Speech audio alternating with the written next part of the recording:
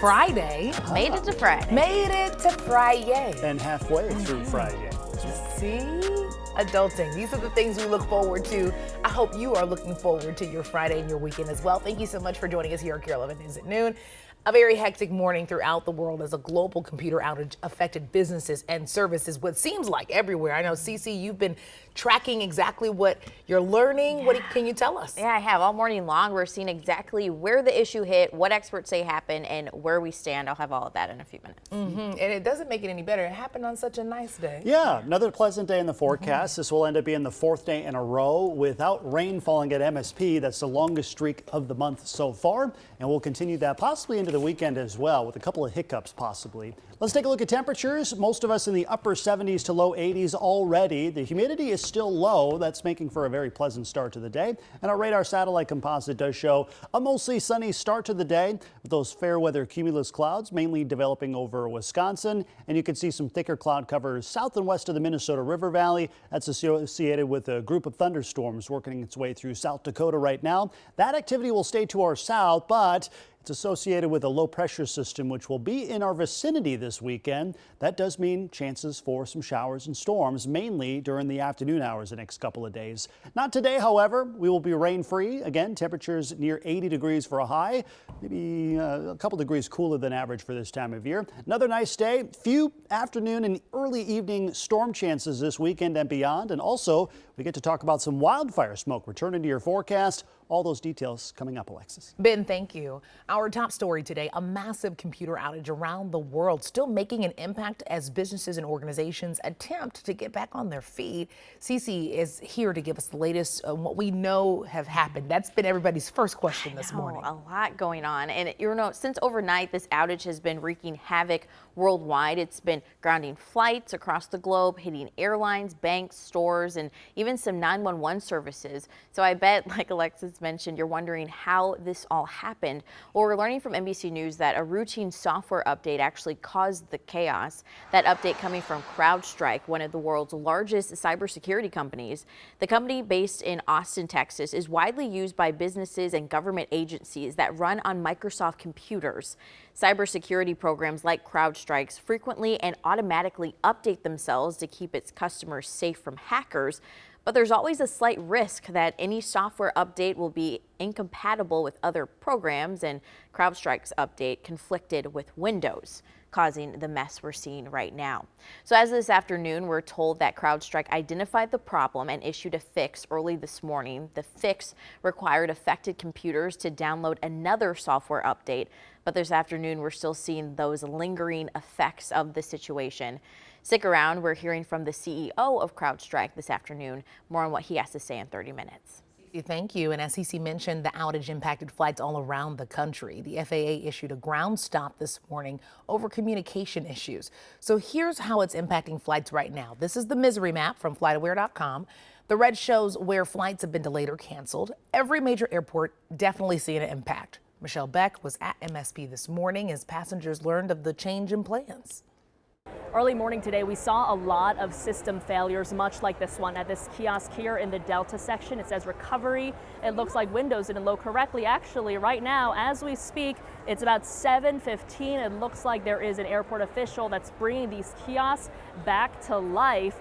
But all morning long, we saw a lot of people in long lines like this one. Again, this is the Delta section. People were frustrated, they tell me, when they learned of their cancellations, many of which I had to tell them about. But all morning long, things have been rapidly changing, some resolving. Shortly before 7 a.m., Delta announced on X it is resuming some flights after a vendor technology issue caused them to pause their global flight schedule. The airline says there will be additional delays and cancellations today. And it's not just Delta that folks had to deal with here at MSP. Prior to resuming their flights, United said it was holding all aircraft at their departure airports. American Airlines also telling us they had a ground stop in place. Passengers were at a loss of what exactly was happening, how it was being handled, and what they were going to do. It's not working, bro? Oh. Notify us, that's the problem. They don't notify us. Okay. There's no notification, zero, nothing. Well, I parked and there were people coming out that were like, I wouldn't even bother going in. I don't know. I don't really have anywhere to go, so I'm pretty stranded here.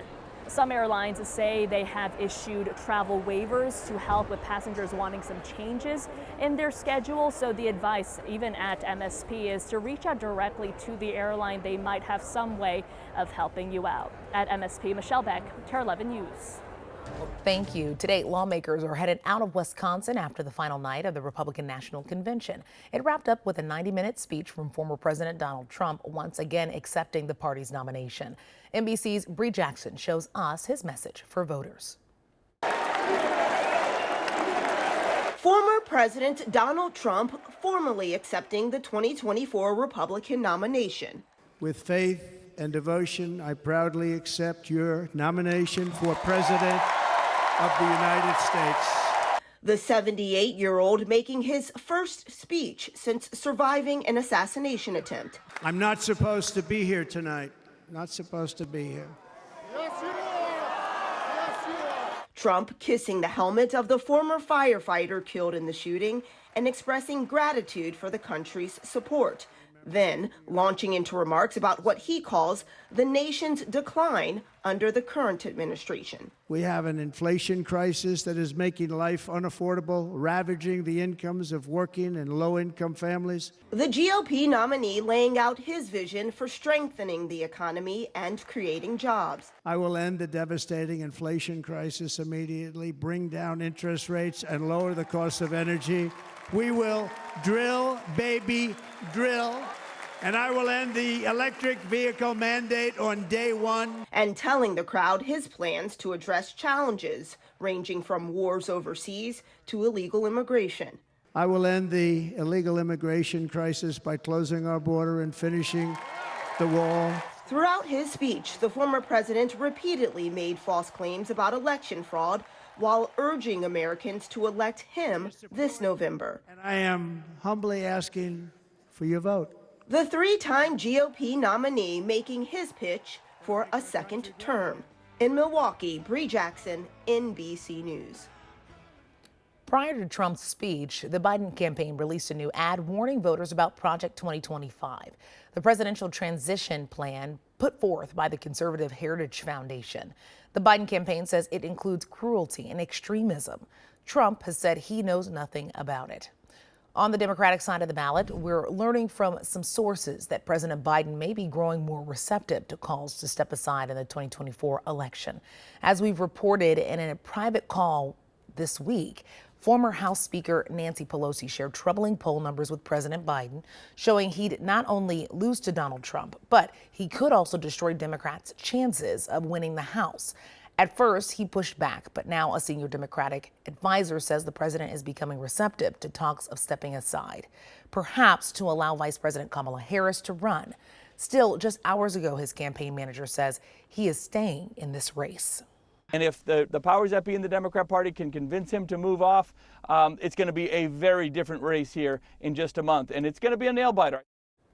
Well, Biden is currently at home isolating in Delaware, recovering from COVID-19. The White House says he has mild symptoms and is taking Paxlovid. We have new details on a shooting at Nicollet Mall in Minneapolis earlier this week. Police say 4 people were injured in the shooting late Wednesday night. We're told shots rang out shortly after 11 o'clock between 5th and 7th Streets. Police believe a fight involving a man hitting a woman led to the shooting. 3 people who were shot are expected to be okay, as well as a girl who was hit by flying glass. So far, no arrests have been made.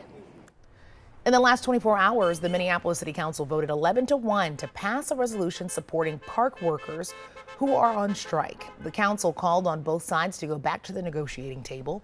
The park board also filed an unfair labor practice charge against the union, but the union says their strike is lawful.